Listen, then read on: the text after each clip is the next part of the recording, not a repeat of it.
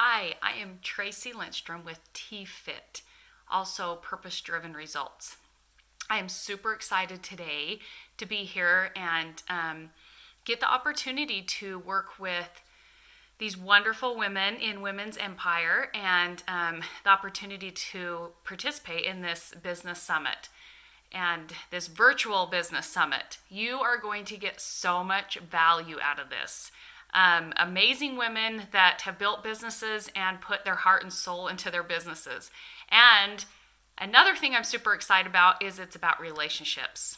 Relationships are so important. And for me, I feel like they are one of the core things on this earth that we thrive to develop. Good relationships with ourselves, good relationships with family, with business, with money, with food, which is one that I'm going to talk about today. So I am a macro mindset nutrition coach, which basically is finding macro and micronutrients that your body specifically needs, and also working with your body in exercise and mindset, which it's all combined. Heart, mind, body, what you put into it, it's all a relationship. So I'm excited today to just talk about that relationship with your body and your mind and food. I like to explain this analogy a little bit like when you were a kid.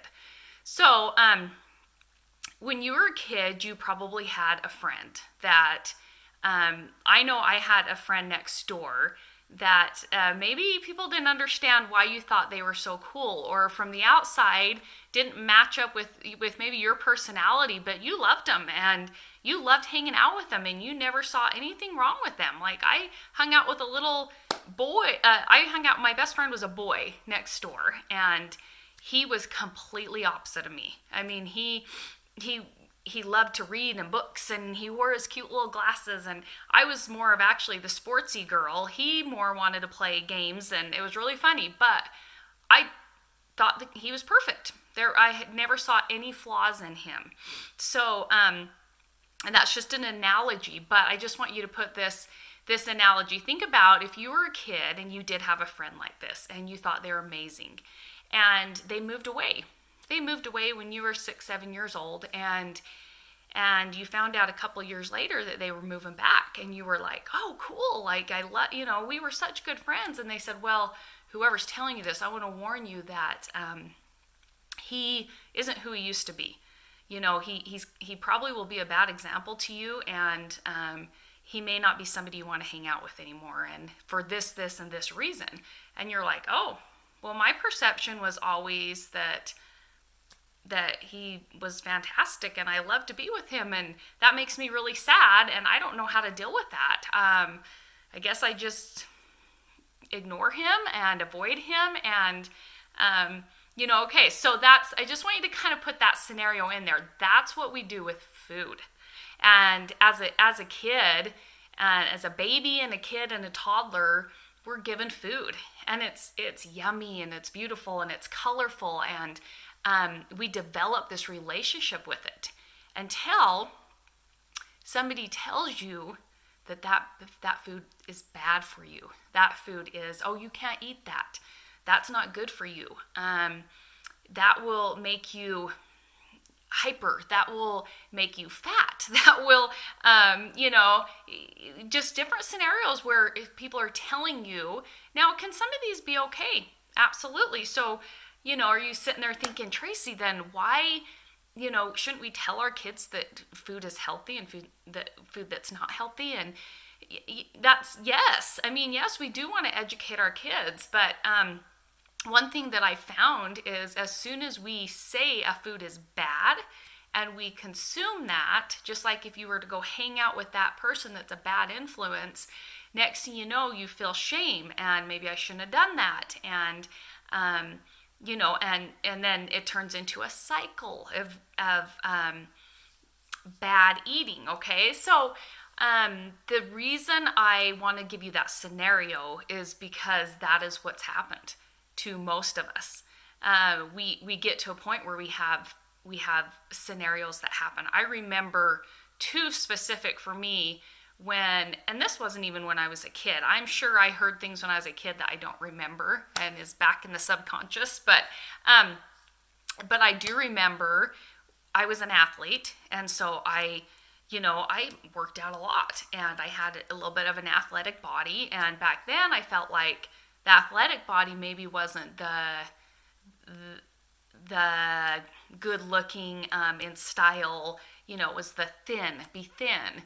And I do remember one time in high school being in the hallway with somebody, and I remember a girl saying, yeah, I ate at 4:00 yesterday. That's the last time I ate. And it was like noon. It was like lunchtime. We were getting ready to go to, and she's like, I've lost so much weight. And I just remember clicking in my head, oh, so that's, if I want to be skinnier, then you don't eat as much. Like, that was my first time ever even thinking that, because I didn't have a mom that really was that way. I don't remember her dieting or, I didn't have that mentality at that time from what I remember, but I do remember her saying that. And I remember thinking, okay, so guess what I did? I started not eating dinner. I started not eating breakfast, and guess what happened is I was an athlete and I worked hard in the gym, and I remember going to practices and having zero energy and feeling like crap and skipping periods, and things would start happening. I had no idea.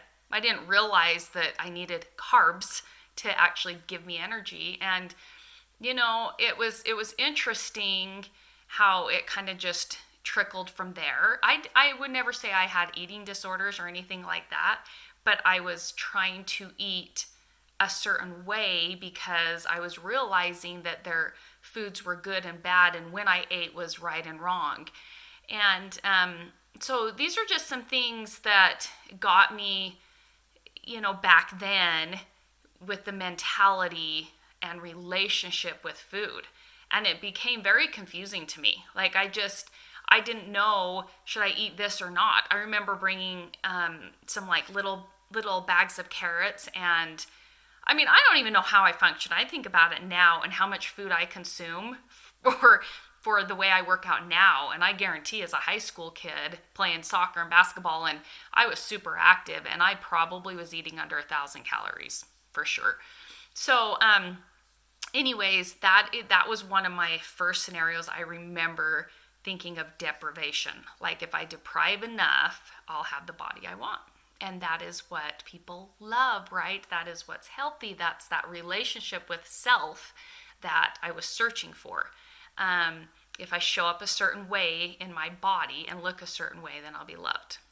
Okay, and then there's another, so then I have kids and, get married and have kids, and I remember always kind of trying to watch what I eat, and I'd go through these spurts, but then I remember another specific time where I was at work and a girl said, I cut out all my white, just white. If it's white, don't eat it. And I'm like, okay, like, I never heard this concept, right? And at the time, I loved fitness, but I wasn't, like, I've always loved to work out and go to the gym, and but I wasn't into the food as much. I hadn't educated myself. That's probably the best way to say it. I hadn't educated myself on food.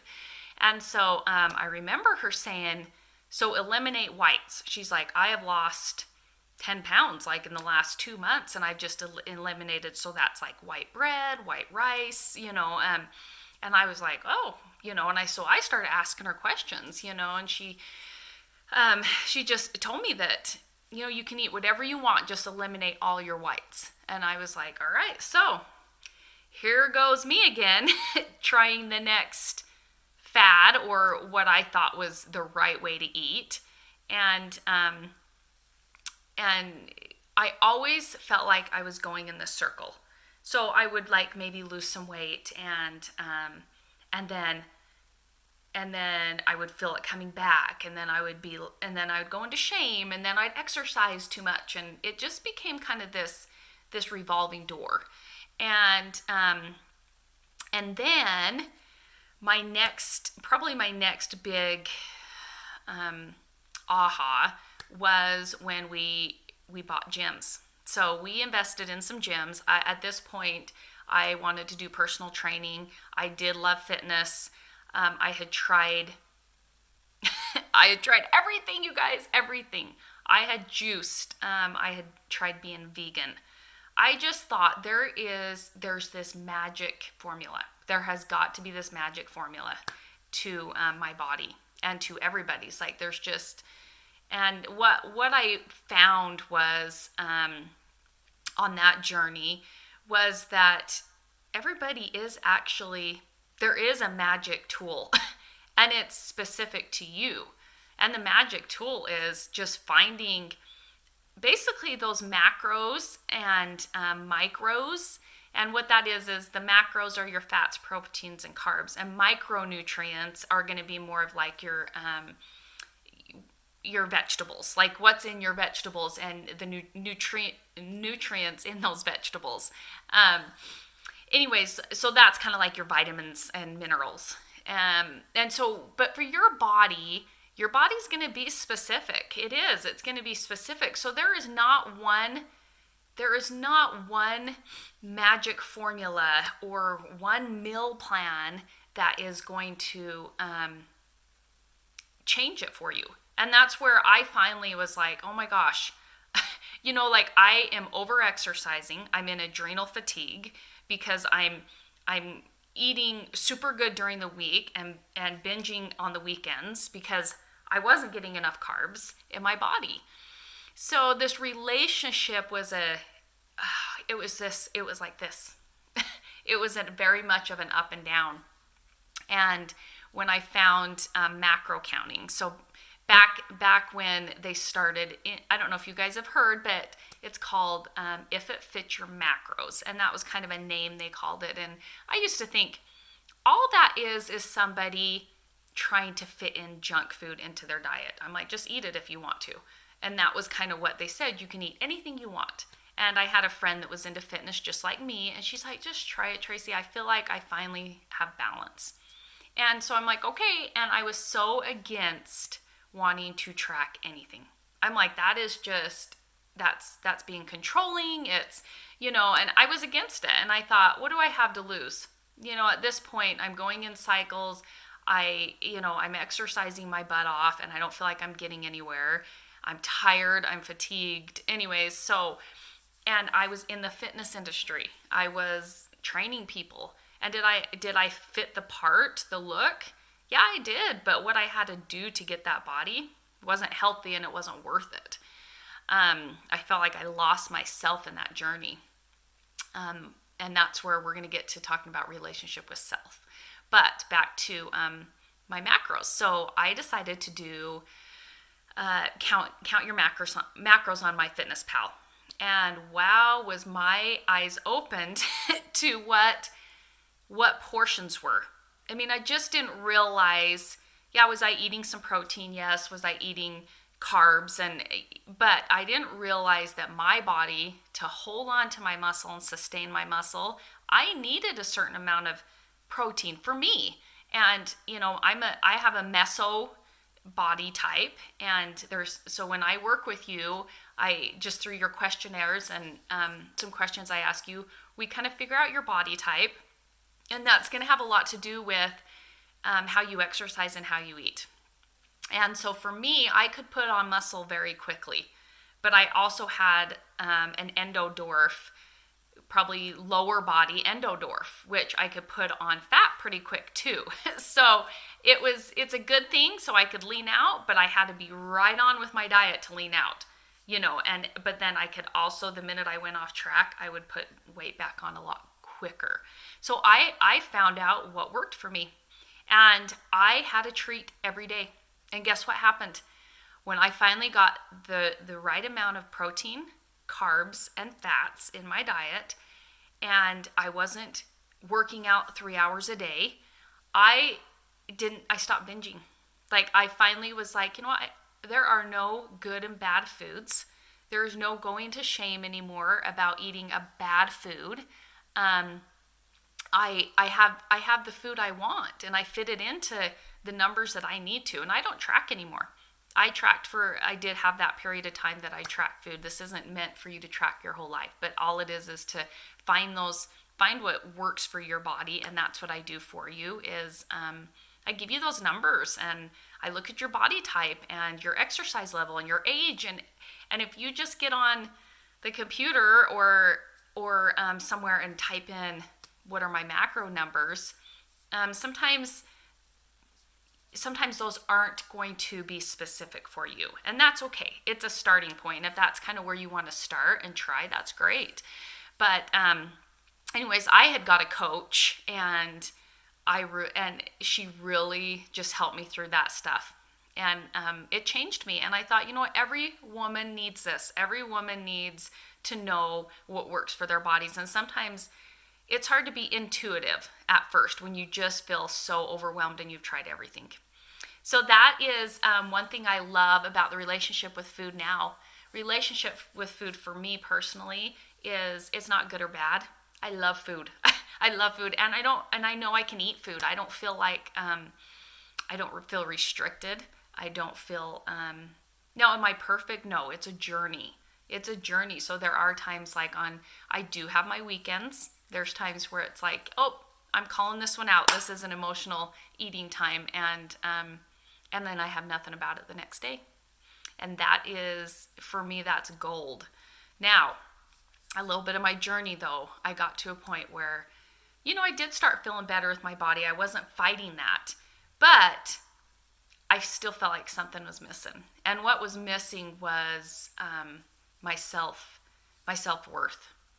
I fixed the outside. I felt like I finally got to where I'm like, okay, I know how to eat and exercise for my body, but this needed to match. And that's where I went on a journey of just self-love and self-discovery, and I hired coaches, and a lot of prayer and a lot of figuring out how my mind works and how my thoughts work, and my belief systems that were leading me to believing that if my body looked a certain way, that I'd be more loved. I mean, just when I say that, it's like crazy. Like, it's crazy for me to think that I lived in that. And it's still, like I say, I don't feel like you will just arrive and you'll never have self-doubt, and that you'll never, but it's just a connection. Once you start to have that self-worth, which is different than self-esteem, self-worth is just knowing who you are, why you're here. I even envision, this is something that I've envisioned for a long time when I started to finally really come to terms and learn about self-worth, was I picture our bodies. So our bodies coming down in this, okay, let me rephrase this. I picture we're in heaven and we have a soul, okay? And our soul comes down to earth. And we have this body that gets put on our soul. And we've got to take care of this because we only have one. We got one that's going to house this beautiful soul that is us. This is who we are, not this. This is who we are. And this needs to be nurtured and loved. And this is what we feel like just needs to be nurtured and loved, so that we can fit in, and so that the world loves us, right? And people love us. But for me, when I finally came to terms with, if I can love this, this will just come. And there's just this sense of peace. There's a sense of peace when that relationship with self and where I came from, and that woman that I'm hunting. So I'm always hunting the best version of her. So she's full and complete, and she doesn't have flaws. I mean, she is perfect, and in the most spiritual way, right? She's God's daughter, and he doesn't make mistakes. So for me, I'm constantly hunting that soul. I'm constantly hunting that version of myself. And this relationship, this body and this mind, it's of natural man. So the body and mind is definitely going to play games. It's going to, and we have to work with that. We have to know that this computer right here is searching and protecting us. Our mind, our biggest thing, our mind's biggest job or most important job is actually to protect us.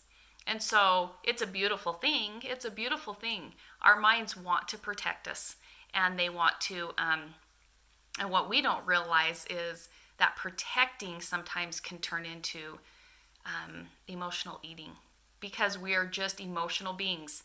So you guys, emotional beings are constantly trying to either not feel an emotion or feel an emotion.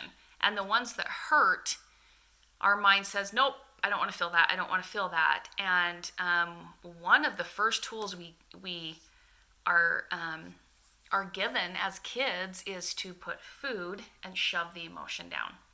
Shove it down. Don't look at it. Don't feel it. And I feel like in the world, it's a healthier way. Like it's a healthier addiction. I just eat. I'm not doing drugs. I'm not doing any of these other things. But in reality, it's doing this to our soul. We're shoving food down, and then when we get unhealthy and we don't feel good and we don't feel vibrant and we don't feel connected, that relationship trickles into everything else. It does. It trickles into your spiritual growth. It trickles into your relationships because you don't feel good. You don't feel good around your husband and you don't want him to touch you, or you don't feel good around your kids to play. You don't want to go to social events. You guys, it really does. Our relationship with food, our relationship with our body, and our relationship with self, it's all combined and it matters. It all matters. So I love, love, love what I do.